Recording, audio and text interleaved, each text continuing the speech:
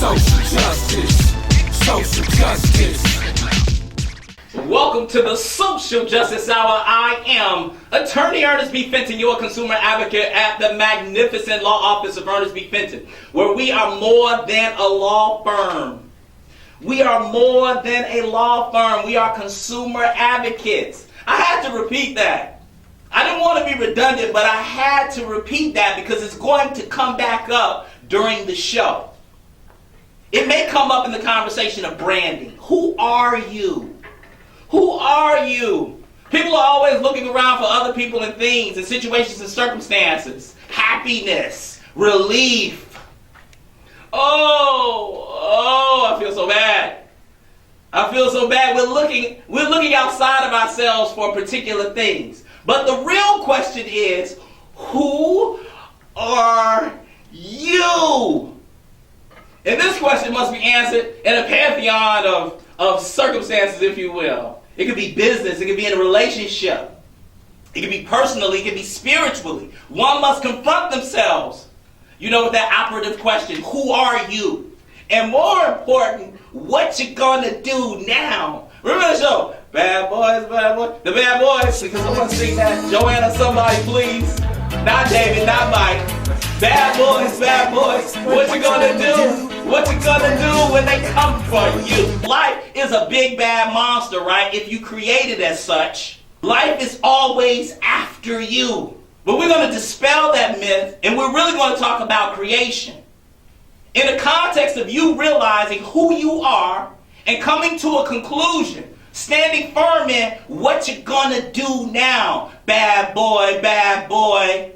And Ernest, I was thinking of that great speech in Any Given Sunday when you brought this in, when Al Pacino says at the end, that great speech, it's one of the greatest speeches in all of American cinema. Right. And he says, now, Either we heal. What are you going to do? Either we heal now as a team, Or we will die. or you will die individuals. as an individual. Oftentimes, in order to have that breakthrough, to really grab hold of the opportunity that seems to be evasive, you have to be in the right space. And it's not just the mental space. Sometimes it's also the physical space. When the question today is who am I? Not who did the world tell me I am. Is who am I? Right. Not who my job says I am, or my mother said I am, or my friend said I am. Am I living the life of who am I, or am I living the life of others telling me who I am? Somebody has told them, you're a female, you're African American, you're middle class. This is who you are. That's not who you are. Those are labels of what how the world sees you. Who you are is the spirit that you bring to the table. Who you are is the energy of love, the energy of abundance, or the energy of honesty. That's the space you want to create your life from. Who you are always shows up. Mm-hmm. Who you are always shows up, and it relates back to, creating the opportunity. Having the breakthrough. We talked about owning it through the entire process. We talked about beginning strong. A lot of people say I'm a strong finisher. Oh, don't worry about me. I know I'm lagging right now, but I'm a strong finisher. I said that one time when I first met Johanna. I said, Johanna, she was like, Ernest, you seem like you're dragging a bit, something like that. And I was like, no, Johanna, don't worry about me. I always finish strong. And she was like, to hell with that. She was like, I start strong, I'm strong in the middle, and I finish strong. When you declare that you're going to do something, you have to declare with all your soul and all your power. Because the minute you get out there to make it happen, to manifest it, someone's going to tell you it can't be done. So you have to start with power, and in the middle you have to continue with that power, and at the end when you're exhausted and ready to give up, you got to really give that power and rise it to another level. Then when you cross that finish line, you don't even realize you crossed it. Understanding who you are. Ask yourself the tough question. Who am I? That's why when I come on the show, I start with, I am Attorney Ernest Fenton. Now, don't let the attorney fool you. I'm real clear on this, the Ernest B. Fenton, and I am. The attorney is part of the show. But I am Ernest B. Fenton. That means something. When I say it, I mean it. You know, a lot of people don't say it. They can't even say their names with conviction. A Like, say your name. Does it mean anything to you? Say Michael Jordan's name. Does that mean something to you? Yes, it does. Say Oprah's name. Does that mean something to you? Yes, it does. Now say your name. Does your name evoke any emotion in you? And if it doesn't, it's because you haven't tapped into who you are. You're not even present to your own greatness. You're like Vince Lombardi. You're like a Cassius black Vince Clay. Lombardi. I'm shuffling, Mike. I'm shuffling, Mike. I'm about to jam, Mike. I promise you, I'm about to jam, Mike, right now. You know what they said at his funeral? They said, Vince Lombardi made me more than I ever could be by myself. Wow. I look at you like You have to push. Because I just don't want, I've been there. You know what I mean? I've been there. I've been there. My fear is not swinging the bat. My fear is that the moment is going to pass and I'm going to wish that I said something. Now there's often, and I know when I'm in the right spirit. You know how I know when I'm in the right spirit? Because oftentimes, or sometimes, David, sometimes I leave a situation or a moment and I say to myself, did I say too much? Did I do too much? That I'd rather be on that side. I'd rather be on the side of, I think I said too much. And you did. You follow? Did I go too far? And you did. Did I go too far? I'd rather be on that side than to be on the side asking myself, did I not say enough? The way I handle fear, I turn it into excitement. Yeah. I say, wait a minute, but what if this happens? Let me say. What if I go that big deal? What if I need that great man? But what if I get that beautiful house? Right. What if? Right. I turn that fear into excitement because I'd rather jump in that ocean and see if I could get it done than be afraid and stand still and die before I go in that grave. Right. No way. Right. And in terms of the past, what I share is divorce yourself from your past. People wonder why they wake up in the morning with anxiety. Imagine. Why is it that it's difficult for you to go to sleep at night? Imagine. You know why? Because you're thinking about what is to come. You're thinking about your future. Because if your future were bright, right? If the roses were going to bloom in your kitchen, you follow? If your man was going to hug you and love you and the world was going to, throw rose petals at your feet, you wouldn't have anxiety. You're creating your future from your past. Correct. That's the problem. Correct. So, and I was getting to that. So the point is that you're living into a bleak future. You've already created that your future is not going to be pleasant. Therefore, you have anxiety. You're telling yourself stories over and over and over That's again. right. You're looping. Yep. Preach. You're not giving yourself a chance. That's right. And then you sit there and go, God, help me! Please, Lord. It's James Brown when he was black. He's like, please. And I say I have but one prayer. And I'm not telling people what to pray. All I pray for is vision, sight. Because everything that I need, everything that I desire, I already have. I said on my tombstone, I want them to write for me, I found a way. That's the beauty of life. When you stand still and you're committed and you're focused and you find the way, that's when you know that you own your life and that you are responsible for your creation. It's about finding a way. That's it. I just want to hear. I want to know. I know that there's a way, and I want to make sure that I don't miss a beat, and I'm going to find a way. This is the Social Justice Hour, and I am attorney Ernest B. Fenton with Mr. Flash Fedele to the right of me, to the left of me, Miss Johanna Laurent from New York City, and Mr. David Anderson. I think it's a new phenomenon that exists in society that we have not acknowledged. And the new phenomenon that exists that perhaps we have not acknowledged, or at least I have not been privy to it, is that you have a slew, if you will, of people, in particular women, and with related to this conversation, who are at that 40, 45, 50-year-old age. And we're probably the first generation where you have 40, 50-year-old women who may or may not have children, may or may not be married, may be starting a new career. And not with the end in mind, Because, think back 2-3 generations, you like, okay, life expectancy may be 65, right? You're old at 50, 55. Now 40, 45, you're just beginning. So now all of these women and people have to reinvent themselves. And I see so many of my female friends being stuck. And I think in part is because it's a new phenomenon that has not been defined for them. Because their parents, most oftentimes, they were married at 50. They had 2 kids. They were like, this is the last leg. I'm content. I'm here. I'm not changing careers. It's over for me. It's it. But it's not for them. So it's like, what do you do with that? And just generally speaking, now in this day and age, you have to start over oftentimes at 50. When in the history of American society, if you will, other than the farm, a tornado swept through the farm, that you had to start over. Even then, when they were starting over in the same area. They were starting over rebuilding the farm. But now we're starting over reinventing ourselves at 40, at 45, at 50. We're just starting marriages, relationships at 45. What do you do with that? Rediscover who you are without the world telling you it's too late. Without someone saying you're not smart enough, you're not thin enough, you're not pretty enough. Without that, you have to, pause. David and I had a conversation about identity.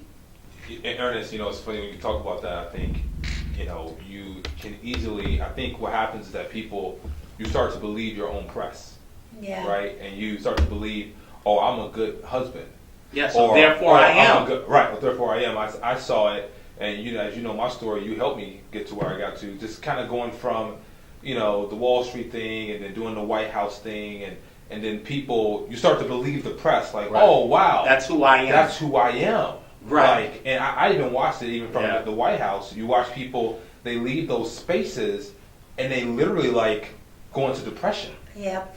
Because their identity was caught up in an institution. It was caught up, Mike would testify to it, whether it's the accounting world, the finance, it doesn't matter what world it is. If you find yourself caught up and you're identifying yourself with something that is temporary anyway, right? You find yourself lost. Yeah, when it's absent. And then you have to, pick yourself up, reinvent yourself, find out who are you? No, you are love. You are, honesty. No, that, and exactly. Who I am is wherever I am. And the greatest possibility exists, in fact, when there is nothing, as opposed to when you have something. Mm-hmm. So people say, oh, you have the glass is half empty mentality. So in that context, the glass being half empty is not good. But I can switch it and say, you know what? Having a glass, and Johanna said, or having a space, having a world that has nothing in it is also a good thing. Some people, and here's the story, here's the switch.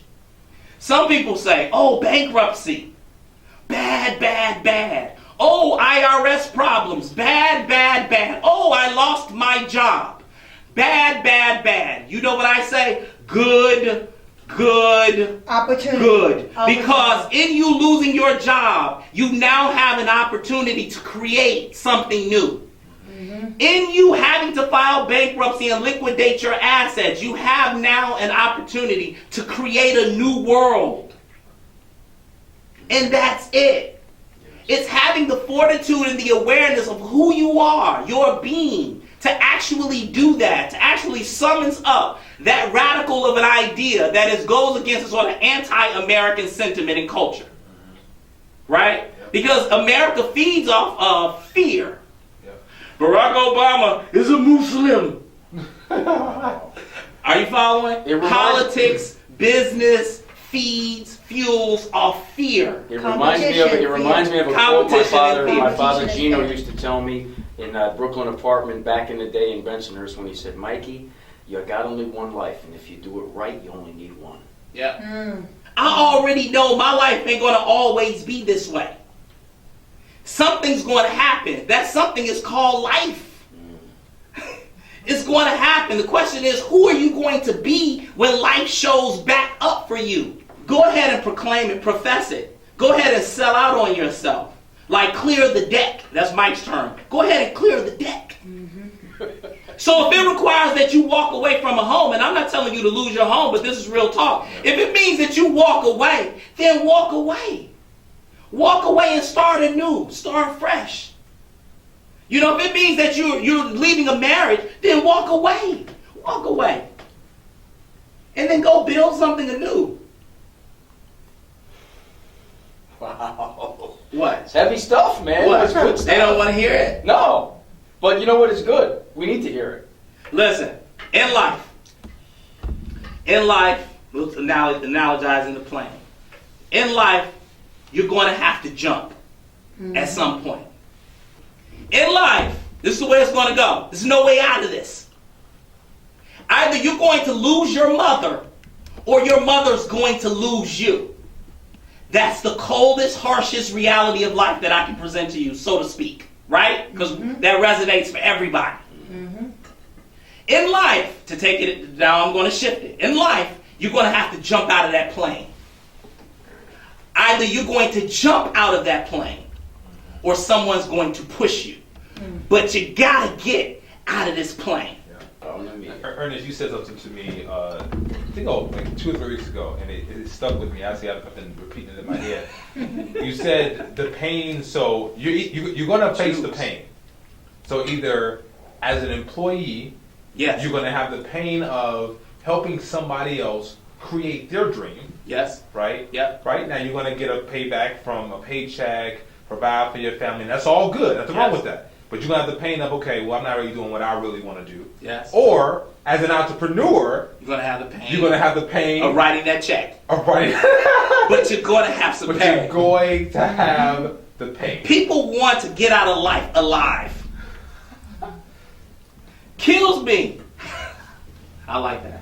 People want to get out of life alive and it kills me. It's like you can't get out of this stuff You alive. can't escape it. You can't escape it, so you might as well go ahead and see it. Like, we talk about the IRS. You can't escape it. IRS is not leaving. You can't shake the IRS. They're coming. You follow what I'm saying? But bro, some people want to throw a 90-yard touchdown pass, but sit on the sidelines. Yeah, that's true. They're coming. Yeah. You can't do both. You can't gotta do both. eat. Bro, there could be a separate book written, and I know you don't like to talk about this. I know you don't. But you are from Chicago State University, and you are a Harvard University Law School graduate. That in itself is probably a book. How you ever managed to do that? But that's the mindset. Right. People always are like, did you know someone? Really? I still don't know anyone. Are you serious? It's absolutely amazing to me. Are you following what I'm saying? I'm flabbergasted. You I'm don't know dumbfounded. until you put yourself out You there. have to put yourself You out have there. to. You don't know what doors. You have no idea of who you are completely in fullness until you start declaring who you are. Do you know what I mean? Like, Right. you don't know who you could become. No, you have no idea. It's my father. Learned this very valuable lesson. Gave me so much power. So if I can just give one person one thing, if it's this, then I've done it. My father was standing in the driveway. We were in Markham. I was in maybe 14 years old. And he had contracts with the city of Markham as a tree cutter. And the current mayor was running, and it was well contested. It was a possibility that he would lose the election. So my father was working on his election. He had contracts for many years. That was probably at the time, 80-90% of his income. And he was doing well, finally, after 15, 20 years of struggling. So he was standing in the driveway. He had a worried look on his face. He was getting signs together. It's a true story. So I go up to him, and I was like, and I saw the concern in his face, and I pieced it together why he was concerned. So I said, what's going to happen if he loses?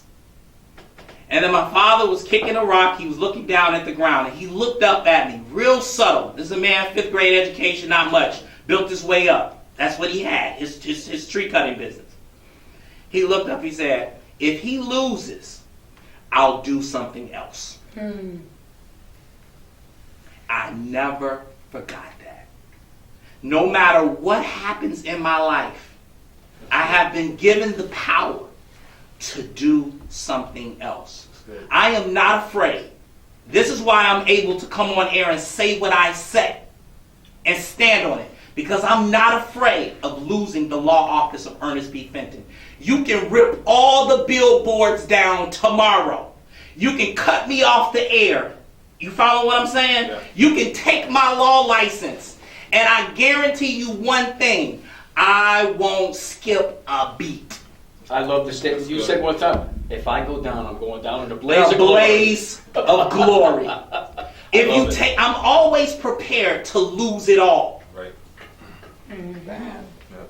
You have to be prepared in order to have something. That's heavy. In order to have something, you got to give something. If you want something great, then how dare you be not great? Yeah. Ernest, That's it. Cat asked me, say, are you somebody? I said, damn right I'm somebody. I'm a relatively mild-mannered man. I went to school and got that fancy education for a reason. Because when you find your passion, and when you have a purpose in your passion, then amazing things start to transform you. But if you sit around and wait for the one who's in power to make up his mind that he put in this, you'll be waiting a long time. You're living at a time of extremism, a time of revolution, a time when there's got to be a change. And now there has to be a change, and a better world has to be built. And I, for one, will join in with anyone. Don't care what color you are, as long as you want to change this miserable condition that exists on this earth. Thank you.